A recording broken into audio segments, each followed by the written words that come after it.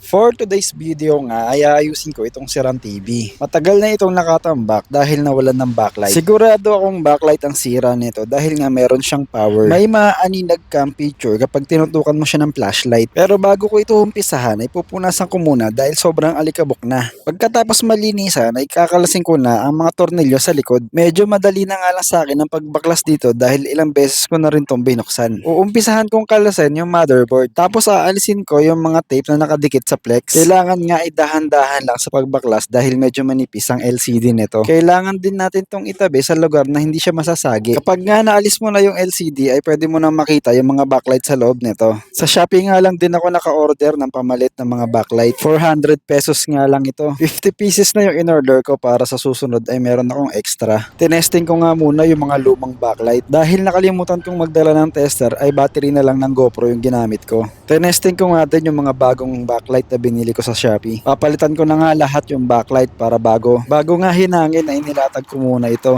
Kailangan nga ay sakto sa mga butas. Ganito nga lang ang pag-connect ng mga backlight. Negative to positive connection or series connection. Ibinalik ko na nga yung LCD para matesting na. Bago ko nga ibalik yung tempered glass ay lilinisin ko na din. Ibabalik ko na nga din itong motherboard. Tapos ibabalik ko na rin itong cover sa likod para safe kapag testing natin. At ito na nga, susubukan ko na nga kung gumagana na siya.